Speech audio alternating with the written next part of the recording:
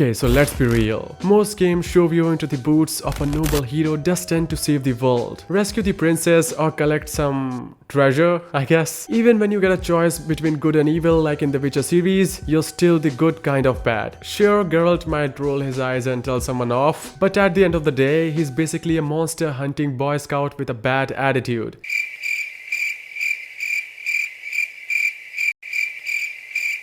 But what about the games that flip the script? The ones where you're not the chosen one but the problem, where every choice you made cements the fact that you're the villain of the story. These games don't sugarcoat it. They let you lean into the world of chaos, destruction, and morally bankrupt decisions that make you question your life choices. And let's be honest, sometimes it's fun to be the bad guy.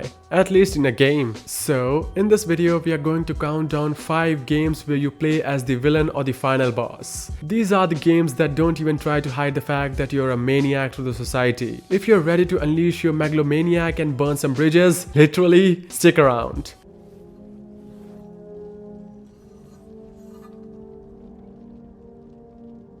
Hope. When all else is lost.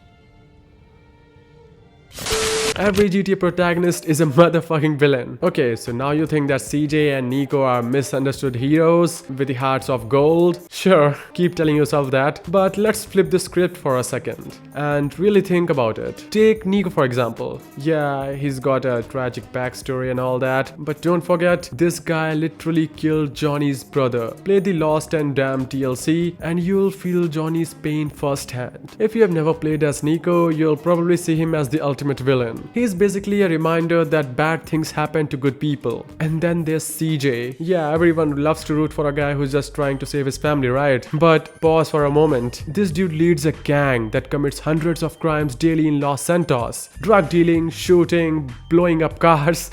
It's all in a day work for CJ. If you were just some regular girl or guy living in Los Santos, watching this chaos unfold, wouldn't CJ seem less like a savior and more like a maniac? Imagine trying to get to work only to find your car jacked, your block on fire, and half the youth in your neighborhood hooked on whatever CJ gang is pushing. Not exactly hero material, right? And let's not forget, you, the player with the controller in the hand. You're the puppet master behind all this chaos. The moment you decide to mow down a random pedestrian or blow up a police car for fun, you're not just playing a game, you're the villain. You have stolen countless cars, wrecked countless lives, and probably blown up half of the city at some point. But hey, it's all for the story, right? So next time you fire up a GTA game, remember this. No matter how sad or justified the protagonist's story seems, you're not the good guy. You're the guy or girl making Los Santos, Liberty City, or wherever a much worse place to live. Let's talk about Alex Mercer, the guy who went from the misunderstood anti-hero in Prototype 1 to the final boss material in Prototype 2. You start as him wreaking havoc and thinking, yeah, I am the guy with cool powers, doing what needs to be done to save the world. Fast forward to the sequel and boom, turns out you were the villain all along. Plot twist of the century, right? Not really, just irony at its finest. Now let's unpack this guy's vision. Alex wanted to evolve humanity using his virus-fueled powers, which is just a fancy way of saying he wanted to turn everyone into twisted mutants. But James Heller, the new protagonist, wasn't having any of it. All James cared was about protecting his daughter, and her name was Maya, while Alex had a completely different plan for her, making Maya the mother of this brave new world.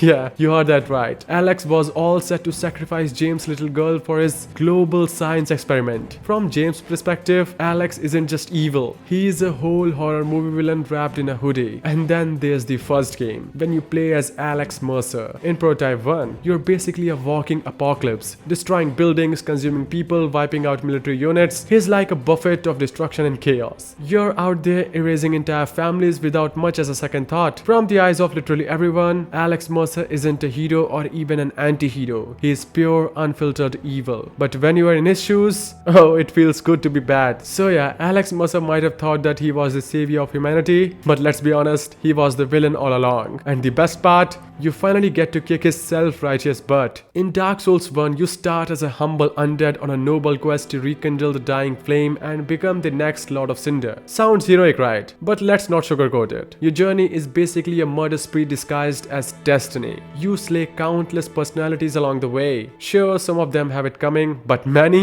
they're just minding their business until you roll in, sword swinging like a maniac. What makes Dark Souls so brilliant is its storytelling. Cryptic, ambitious, and dripping with moral gray areas. It constantly forces you to ask, who's the real bad guy here? While your main goal is to take down Gwen, the so-called central villain, things aren't as black as white as they seem. In fact, when you think about the endless trail of bodies you leave behind, the real villain might just be you. Let's talk about Gwen. He is the final boss, so naturally the game paints him as the antagonist. But take a closer look. He is just a desperate guy trying to prolong the Age of Fire, a time he believes is best for the world. Sure, he's got a bit bonkers and screwed himself into a hollow husk, but his intentions weren't evil. He's clinging to the era of light and prosperity, afraid of what might crawl out of the Age of the Dark. As the chosen undead, you have two choices: rekindle the flame and continue Gwen's cycle, or snuff it out and plunge the world into the Age of Darkness. The Age of Darkness is supposed to be humanity's time to shine, but no one really knows what that means. Is it freedom, chaos, or something worse? Either way, you're playing God here, deciding the fate of the entire world. And if you choose to keep the fire going, are you any better than Gwen? You're just another pawn in the same never-ending cycle. The genius of Dark Souls is that it's like life. The line between good and bad is never crystal clear. It's all about perspective. While Gwen is technically the villain, you, the player, are out there wiping anything that breathes, all in the name of your so-called destiny. Who's really causing the most damage here? So next time you march through Lordran, hacking and slashing like it's nobody's business, take a step back and ask yourself, am I the hero of this story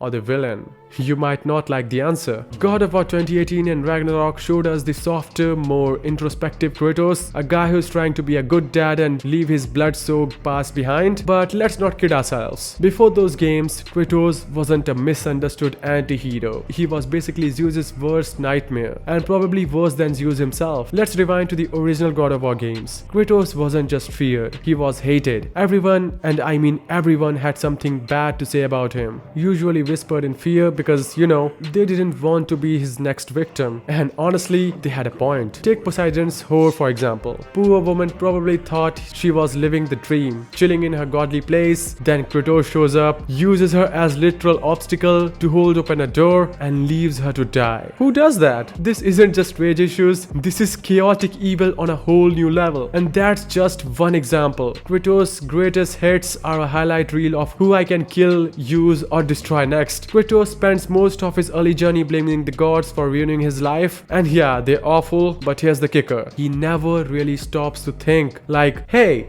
maybe I'm the problem. Nope, it's always someone else's fault, even though he's leaving a trail of death and destruction bigger than Mount Olympus itself. That lack of accountability. Classic villain energy, right? Then there's his rebellion against divine orders, whether it's the Greek gods or the Norse pantheon. Sure, it's framed as liberating humanity from oppressive deities, but let's be real, it's not exactly altruistic. Kratos isn't out there starting revolutions for greater good. He's settling personal scores. And what does that leave behind? Chaos, instability, and a world that's arguably worse off before he showed up swinging those blades. The truth is, Kratos' journey is a complicated one, filled with vengeance, rage, and eventually redemption. But just because he tries to be a better person later, doesn't erase his colossal destruction he's called. Viewing Kratos as the real villain of the franchise doesn't take away from his story, it adds depth to it. It challenges the whole idea of hero and makes you question the cost of so-called redemption. So next time you're watching Kratos shout, "I will have my vengeance," while ripping apart some poor soul, ask yourself, who's really the monster here? It might just be the guy holding the blade of chaos. Spec Ops The Line starts like any other war story. You're Captain Martin Walker, a noble soldier with a righteous mission. Dubai is in chaos, a distress signal has been sent out and you're there to save the day. Classic hero setup, right? Yeah, no. By the end of this game, Walker isn't saving anyone. He is the reason the whole thing spirals into a nightmare. Walker's descent into villainy is like watching a train wreck in a slow motion, except you're the one driving the train, and every choice make it worse. At first, it's all about mission, but as things start going sideways, Walker doubles down, convinced he's the only one who can fix Dubai. But the real answer is he can't. His obsession with seeing it through even when it's obvious he's just making everything worse turns him from a well-meaning soldier into a walking disaster. And then there's that scene, the white phosphorus. Oh, you thought you were doing the necessary thing? Congratulations. You just cooked a crowd of civilians alive. Walker doesn't even stop to reflect on his actions.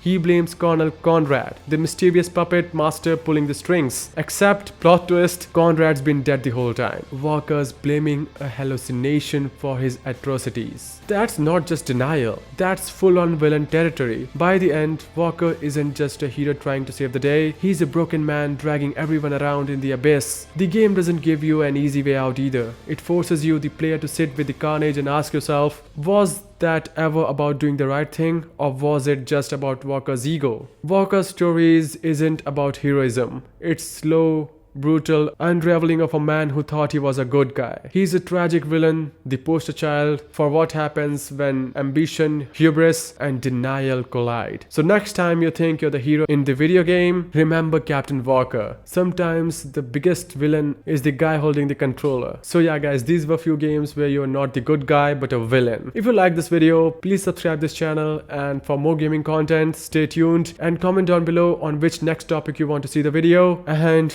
don't forget to smile. Keep smiling because smiling is important, and I will see you in the next one.